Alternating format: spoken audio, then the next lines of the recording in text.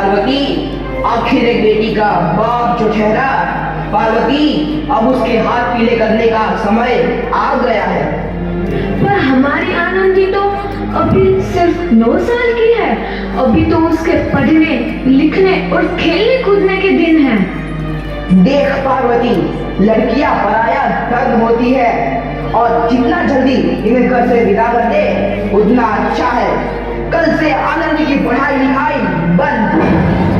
पर बापू, इसमें मेरी क्या गलती है? आप मुझे पढ़ाई करने क्यों नहीं देते? तेरी गलती है कि तू एक लड़की है।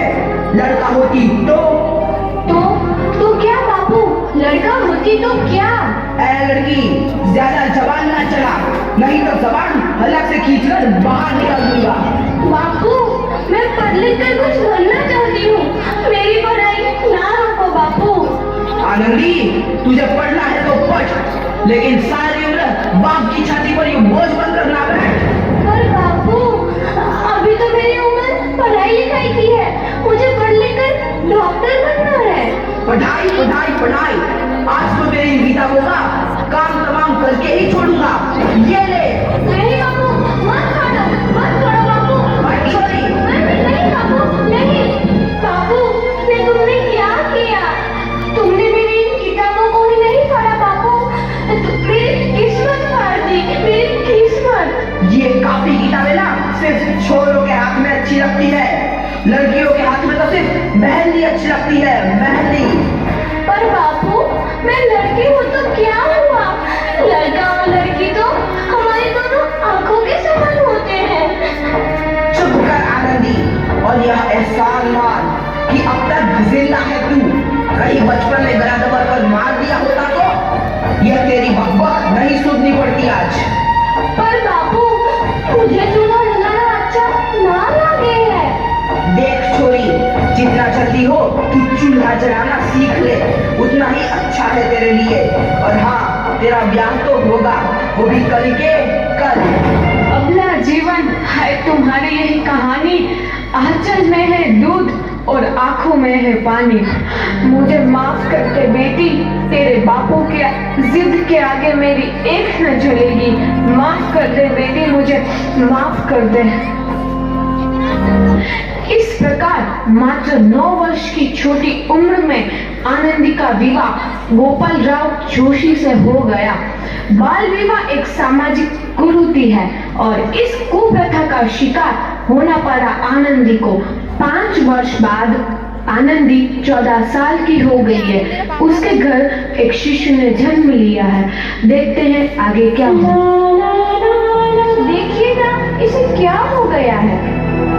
इसका माथा तो अंगार की तरफ तप रहा है। इसे तो बहुत तेज बुखार है। आप बिना कुछ भी बोलते हैं, दीजिए मुझे। माधव, माधव, जल्दी से वैद्य जी को बुला के लाओ। जी, अभी बुला के लाता हूँ। ये तुम क्या कर रही हो आनंदी? भगवान की विभूति लगा रही हूँ। बस करो आनंदी, ये सब अंधविश्वास है।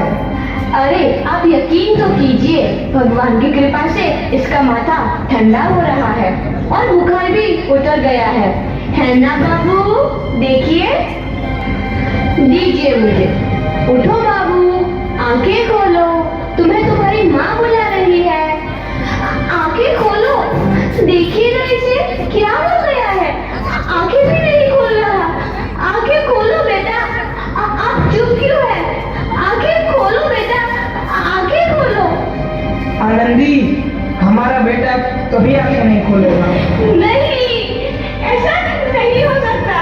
मेरे बेटे को मुझसे कोई नहीं छीन सकता, कोई नहीं छीन सकता। पागल मत बनो आनंदी। माधव, माधव। आनंदी, बंद करो ये पागलपन। भगवान ने मेरा बच्चा छीन लिया। भगवान ने नहीं, तुम्हारी अशिक्षा और अंधविश्वास ने तुम्हारा बच्चा छीना है। अगर तुम पढ़ी लिखी होती तो आज हमारा शिशु जीवित होता। तुम अनपढ़ थी आनंदी, अनपढ़। नहीं, अब मैं अनपढ़ नहीं रहूंगी। नहीं रहूंगी मैं अनपढ़। मैं पढ़ूंगी ताकि कल किसी और आनंदी को इलाज के अभाव में अपना बच्चा ना खोना पड़े। शाबाश आनंदी, और और यही तुम्हारे अपराध के लिए प्रायश्चित भी है।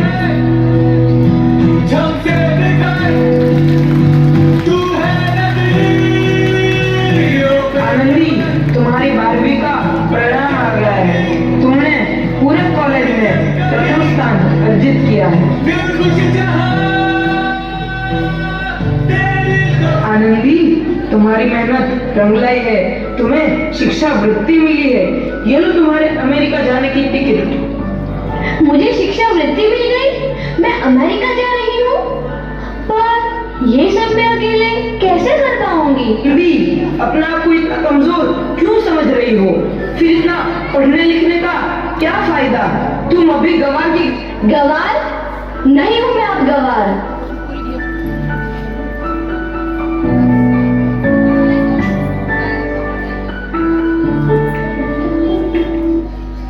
तो इस प्रकार 7 अप्रैल 1883 को आनंदी अमेरिका के पेंसिल्वेनिया के लिए रवाना हुई और 3 साल बाद उन्होंने डॉक्टर ऑफ मेडिसिन की उपाधि प्राप्त कर ली।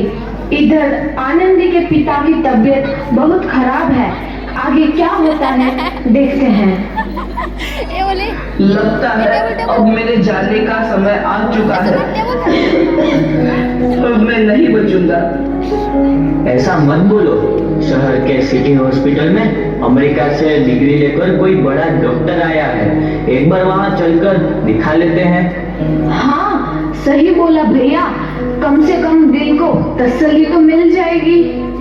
हाँ हाँ, चलो चलो जल्दी हॉस्पिटल चलते हैं।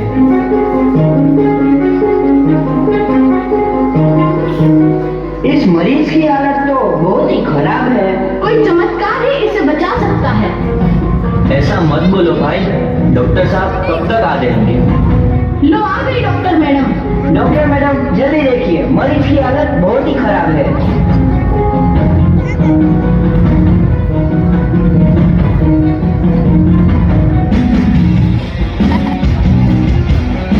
अब आप बिल्कुल ठीक हैं। मौत के मुंह से आपको बचाया है डॉक्टर मैडम ने। डॉक्टर साहब ने मुझे बचा लिया।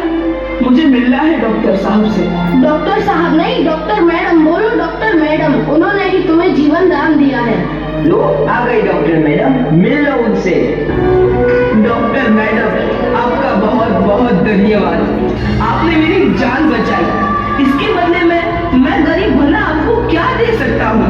वचन चाहिए मुझे कि कभी ये नहीं कहोगे कि लड़कियां कुछ नहीं कर सकती। वचन? ये कैसा वचन? अरे श्यामलाल, तुमने पहचाना नहीं? तुम्हारी बेटी आनंदी।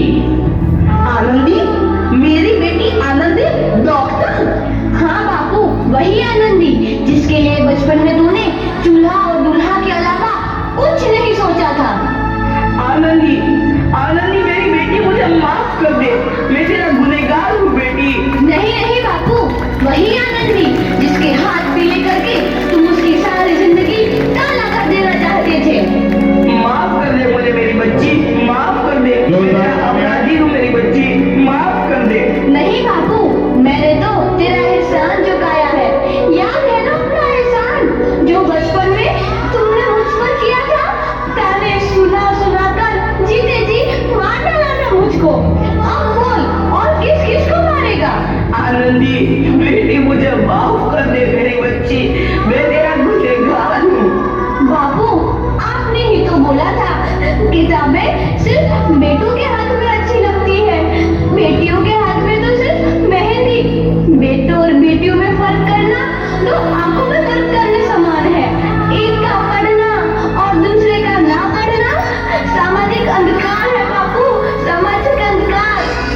काहे मांगता हूँ मैं तुझ जैसी बेटी का, जिसे सारी उम्र तुझसे कुछ ना मांगा।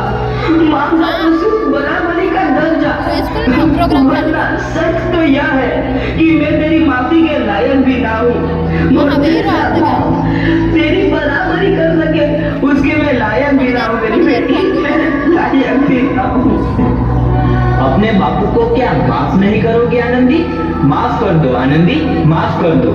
सुबह का भूला यदि शाम को घर लौट आए तो उसे भूला नहीं कहते।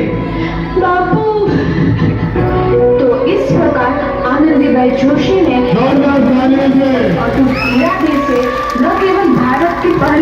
सिर्फ डॉक्टर बनी बल्कि आगे चल के उन लड़कियों के लिए सुनहरा रास्ता दिखा गई जो जीवन में कुछ करना चाहती थी। बेटियां बोलती होंगी इस नाटक से